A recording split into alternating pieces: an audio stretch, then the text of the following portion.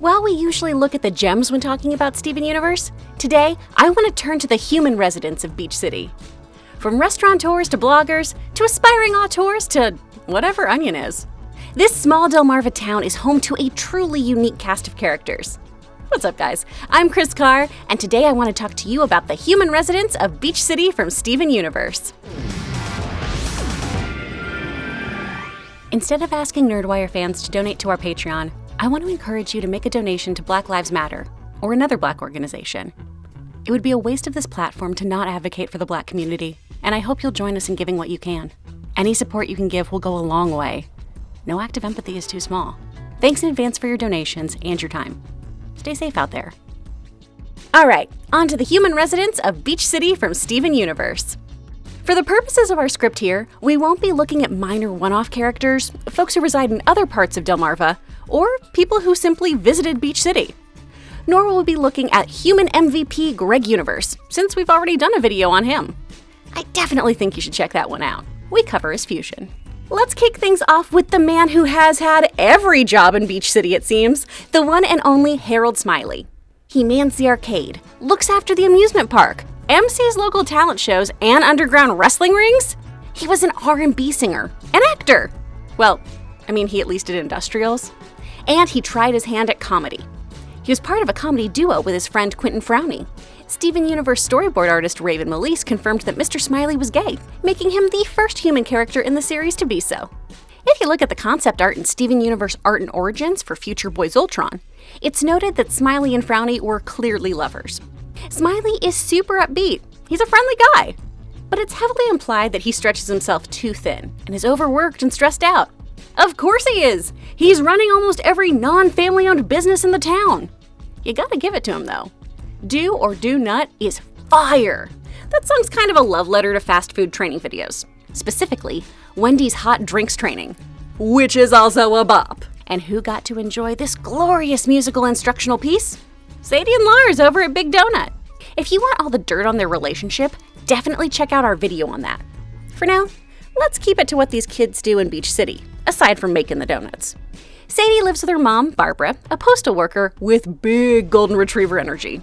Barb is a bit of a smother, as we see in Sadie's song, when she supports Sadie singing a little too much. She kinda treats Sadie like a kid. The two seem to have worked on this whole overbearing support thing though, and Sadie went on to become a singer, first as the frontwoman for Sadie Killer and the Suspects, and now she's embarking on a new musical venture with her partner, Shep.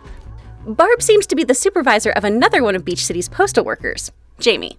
Or at least she likes yelling at the dude over following protocol. Jamie's heart isn't in work that you do even if there's snow, rain, or gloom of night. He wants to be an actor. He tried to make it big in Kansas, but returned to Beach City after being rejected day after day. Ooh, the brutal Kansas film industry. Jamie has a real hard time with rejection in his personal life, too. When Garnet turned him down romantically, he was so heartbroken that he quit bringing the gems their mail. Don't worry though, Barb picked up the rap. Shifting back to Lars, he may no longer be a permanent resident, but prior to becoming a magical pink space pirate, Lars lived with his parents Martha and Dante in Beach City. Prior to sacrificing himself to save the off-colors and getting those sweet hammer space powers, Lars had pretty low self-esteem and desperately wanted the cool kids to like him. This led to him acting out, using his friend Sadie, and probably played into how he got banned from the local video game store, which is wild because it is like impossible to get kicked out of a GameStop. He even ruined his friendship with Ronaldo Fryman as kids out of fear of appearing uncool in a photo. But once he travels the universe, he really builds up his confidence. He becomes secure enough to share his love of baking and open his own bakery.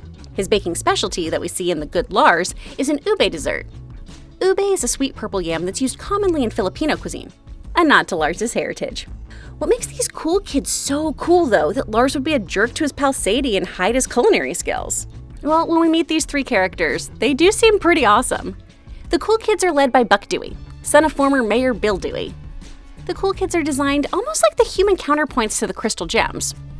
Buck, the de facto leader, has a cool, chill vibe and glasses that are reminiscent of Garnet, while his friend Sour Cream shares physical traits with Pearl, and Jenny shares some traits with Amethyst.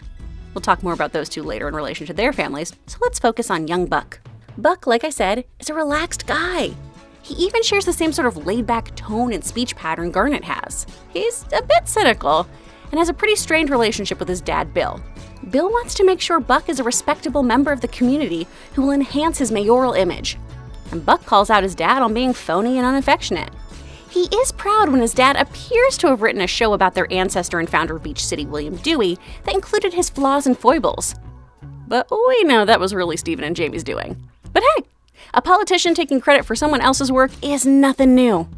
Both Bill and Buck are nicknames for money, which may have been chosen to reinforce their high-standing status in Beach City. And speaking of beaches, there is an actual beach in Delaware called Dewey Beach. Since the show is set in a hybrid of northeastern states and heavily influenced by Rebecca and Stephen Sugar's childhood trips to the beach, it stands to reason that the great Dewey family is named after Dewey Beach. Fun fact! So I was raised in Texas. Most of you know that, that's why I sound twangy. But my family is from Delaware, so we went to Rehoboth Beach every summer to visit my aunts and uncles, and so did Rebecca Sugar and her brother Stephen. So they got inspired by Rehoboth Beach, and that's where they actually drew the inspiration for Funland. There's an actual Funland there. It's got the weirdest Haunted Mansion ride ever. God, I miss that place. And I really want saltwater taffy. We can also assume that the mayoral guards who work in Beach City also reside there. Even though Nanafwa Pizza hires some rubies to guard her when she becomes mayor, we see these guys pop up again in the future. So, it looks like there's room for multiple muscle at the mayor's office.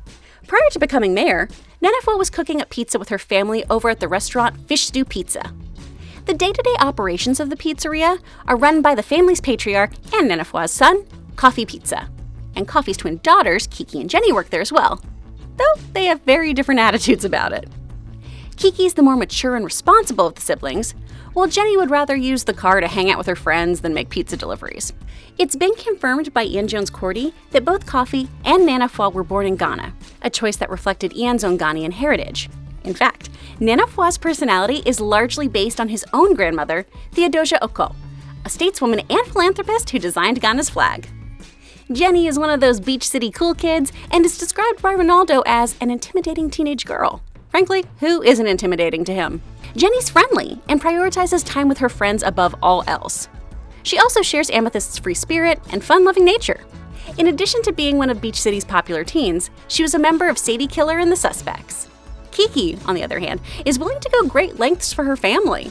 We see this in Restaurant Wars, when Ronaldo Fryman of the Fryman family, another restaurant owner, and Kiki pretend to be in love to keep their families from feuding. This plan backfired when Ronaldo's girlfriend showed up, but ultimately the Pizzas and the Frymans agreed to keep respecting one another's businesses. The Fryman family are a family of, well, fry men. They own and operate Beach City Walk Fries, and all sport fry-like hair, proving you are what you eat, and I guess what you sell. It's never said out loud, but since we never see a Mrs. Fryman, it's implied that Mr. Fryman is a single dad, raising his 2 boys on his own. He seems to have a better relationship with his son Petey than his firstborn Ronaldo. Ronaldo runs the Keep Beach City Weird blog and is essentially the town's teenage, less cool Mulder, promoting conspiracy theories and working to uncover the weird truths of his home. Ronaldo's search for the weird and wondrous stems from a desire to feel significant. If you really want to deep dive Ronaldo, you can check out the actual Keep Beach City Weird Tumblr. You'll find out things like how much he regrets his tattoo. All I want to know is, what tattoo did he get? My money's on a Koala Princess tramp stamp. As I briefly mentioned, Ronaldo does have a gal pal in his life, despite being, as Lars calls him, social napalm. Jane, who works at the movie theater, shares Ronaldo's love of anime. They seem to have a sort of on-again, off-again thing, though. Ugh, teenage love. Because of Ronaldo's devotion to discovery, he constantly shirks his duties at the restaurant, putting his younger brother Petey in a position where he has to pick up the slack. I always wanted more Petey from the show. I loved this character. He was so dramatic, so cynical, and he just wanted to live up to his dad's expectations and run the fry shop well. Despite being the more reliable Fryman kid, Petey did accidentally ignite the hot oil of war when he served up mozzarella sticks, which I guess is like the fry version of pizza. Long ago, Coffee and Mr. Fryman agreed to not steal business from one another, and the tasty logs of fried cheese violated that sacred accord. Beach City just needs me and Wit as residents. We're a more the merrier mentality when it comes to snacks. Pizza, mozzie sticks, fries, bring 'em on, put 'em in our maws. Petey also served as the restaurant's mascot for a time, Frybo. Frybo, still to this day, haunts my nightmares. That freak is my Freddy Krueger. This also seems to be directly inspired by another Rehoboth Beach thing. There's a fry stand called Bricker's Fries that also has a haunted mascot. Speaking of mascots, the names Petey and Ronaldo are actually plays on mascots for McDonald's. Ronaldo, obviously, comes from Ronald McDonald, while Petey comes from Speedy, Mickey D's first mascot. Speedy was a little dude in a chef's hat who got replaced by the clown in 1967. Another food-themed family that resides in town is onions. Oh, Onion, we will never know what you are. This tiny weirdo hides mice in his mouth, has secret passageways in his room, and speaks a gibberish language that we only hear his father Yellowtail, and on occasion his half-brother Sour Cream speak. Onion is a tiny criminal. He's a thief. He steals tickets from arcade games, snacks, and this kleptomaniac could be a cry for attention since his dad is always out at sea. But I'd put my money on him just lacking any and all social graces. His escapades escalate as time goes on, with him being a terror at Funland. So much so that Steven wonders if Onion will end up in prison. Oh, Steven. Onion can't be caged. When asked who, or what, inspired Onion, Sugar simply could not remember. She did say that his quirks were based a lot on her stepbrothers, though. So, I do not want to meet them. As I mentioned, Onion seems to communicate exclusively in this sort of Peanuts language that his father also uses. Even though his father Yellowtail is always out to sea fishing, makes sense given his name, he's a really good dad. He obviously has a very special relationship with Onion, albeit a weird one, and he loves his stepson Sour Cream as if he were his own biological son.